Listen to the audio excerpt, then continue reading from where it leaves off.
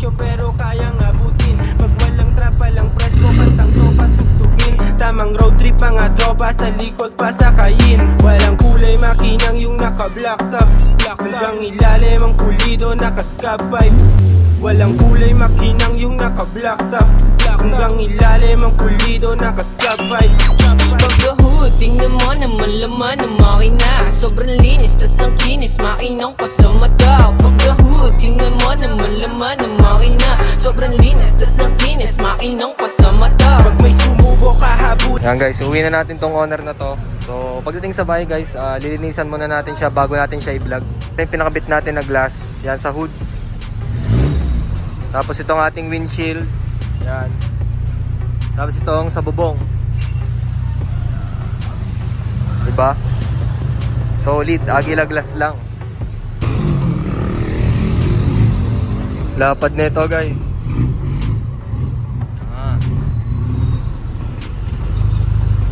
Wow, galing mo pala mag-drive.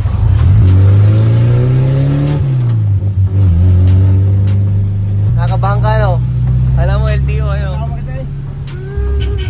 Ito nga guys, linisan muna natin tong tikya. Yan, kita nyo, sobrang dumi kasi nga umulan. Nung dinala namin siya sa Agila Glass. Yan. So, linisan muna natin siya bago natin siya i-vlog. Nandito nga si paring Gian. Yan, siya magbibideo sa atin ngayon. Meron nga pala itong reserba. Yan. Tapos ito din sa gas, reserve din. Yan. Panis, tikya, may ganun. Malinis na nga yung ating tikya. So ipapakalas ko muna kay Gian yung bag sa likod. Yan dyan sa reserba. Baka mamaya magpatak, dadalawang bolt lang yung nakakabit. So guys, sisimulan na natin i-vlog itong ating tikya owner type jeep. Yan. So bago natin simulan, so ito nga pala guys ay pure stainless. Yan. So dito muna tayo sa unahan. So ito nga yung kalimitan na bumper ng mga tikya.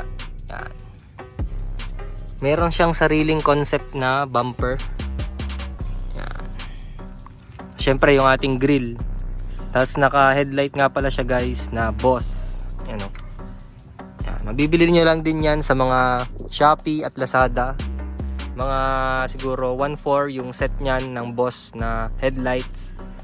Yan. Tapos kanina nga guys, nagpakabit tayo sa Agila Glass nitong yan, fiberglass na hood. Pati ang ating windshield at dito sa ating bubong. Yan. Yan. Bali ito kasi kaya may mga ganito pa. Kakagawa lang nito sa talyer. Kami yung naggawa ng kami yung nagbutas pala ng kanyang hood.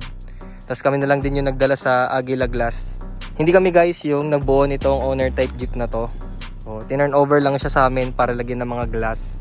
At ito yung ginawa dito. Yan, kinabitan siya ng ganito, pang reserve. Yan, kabitan ng mugs dito sa likod. Yan, yung kanina yung pinakita ko sa inyo. Tapos yung kanya, naka-roll cage din siya. So, hindi na kami yung gumawa nito. So, shoutout nga pala kung sino nag-build nitong owner type jeep na to. So wala tayong clue kung sino naggawa nito, pero tatanungin lang natin sa may-ari kapag nakita natin.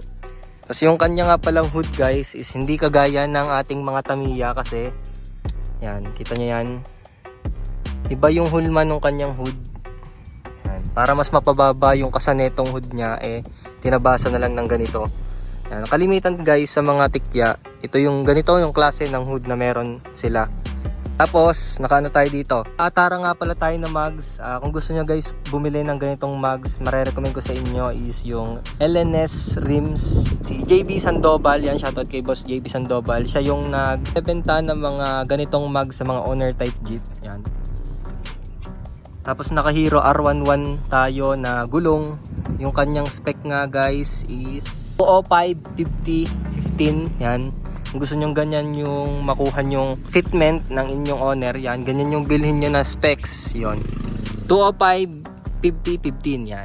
Tapos guys, pinaka na-amaze ako sa owner na to is itong kanyang Kirky seats. Yan. Grabe guys, kung alam nyo lang kung magkano tong Kirky seats na to, sa tingin ko, yung akin kasi nabili ko siya noon ng 18k, ewan ko lang ngayon kung magkano to. Ito, dalawa pa to. Magkano yan? Pagpalagay nyo 15 to 30k na to. Nagustuhan ko rin dito guys is naka Gemini suspension siya. Yan, kaso hindi ko siya nalinisan kanina kasi nga nagmamadali ako. Baka mamaya gabihin tayo dito. Pero nalubog pa lang yung araw. Yan. Tapos naka power steering din siya kaya goods siya gamitin. Tapos naka Bosch din siya na busina. Yan, kita nyo naman. Yung kanyang signal lights is ano lang, ordinary lang. Tapos yung kanya namang side mirror. Yan. Bagay na bagay nga to kapag pure stainless. Yan. Pero plastic lang to na chrome. Tapos naka momo steering wheel. Yung kanyang gauge nagana din naman, yung kanyang RPM. Yeah. Tapos yan, ito hindi na to nagana kasi luma na yan. Pero yung iba nagana yan. Tapos naka-shift knob din. Tapos ito, parang housing ng kanyang ganito, ano lang to, sticker lang ata to. Yan. Tagal lang niya nang abubot yung kanyang owner type Jeep. Sa likod wala naman ditong tailgate. So ito lang yung normal na nasa nasa mga tikya. Yan. Tapos naka siya, ordinary na signal lights. Hindi nga lang ako nakakita guys ng ganito na tikya. Yan, kasi konti lang naman yung naglalagay ng ganito na reserve sa likod. So ito kasi guys, pinagawain sa amin yan. Yan, kung gusto nyo pagawa sa amin, pwede namin lagyan ng owner nyo. Yan, dito naman tayo guys sa makina natin. Thank you Gian sa pagbukas ng ating hood. Yan. So, nakaano tayo dito guys, 5K engine. Yan. So, malinis naman yung pagkakasa ng makina. At nagulat nga ako guys kasi akala ko 4K lang. Nung ginagamit ko siya guys, napaka-smooth niyang gamitin. Tapos may power din yung 5K engine. Yan, ordinary lang yung kanyang radiator. Yan. Wala naman masyadong laman itong ating 5K engine. Ito kakaiba tong kasanong kanyang sa Gemini suspension na support. Ayun o. Kakaiba yan. Yan, yun lang yung meron sa makina natin. Jeep, baba mo na. Yan. Napaka-cute lang talaga guys nitong Tikya owner type Jeep na to. Nakita nyo ba yan oh? Napakalit lang. G, try mo kayo sakyan. Pakita natin kung gaano kaliit. Hindi naman malaki si G, ano? G, maliit lang talaga yung owner. Yan. Nyo ba yan? Ayun o. Parang laruan lang kay Gian. Ano pa kung si Jari sasakay dyan, ano? Yung malaki-malaki. Diba? Simple lang yung tikya. G, tumayo ka doon. Pakita mo din. Yan. Hindi, doon sa side. Yan. O, yan. Ganun lang. Post ka muna na isa. Nakagarne. Hindi, nakagarne lang. Hindi, nakagarne. Parang ikaw yung may-ari. Yun nga guys, hindi sa amin to build itong Tikya owner type Jeep na to.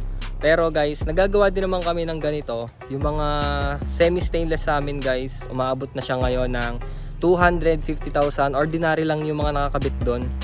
Tapos kapag pure stainless naman, ang pinakamababa namin guys is 330k. Yan. So kung gusto nyo nga magpagawa sa amin, yan, tumawag lang kayo dito. O kaya mag-chat na lang kayo sa Facebook page namin. Ang sasagot sa inyo doon guys is daddy ko o kaya ako ang sasagot sa inyo doon. Dito ko natapusin guys ang vlog natin dito. So thank you for watching. Don't forget to like, comment, share, and subscribe.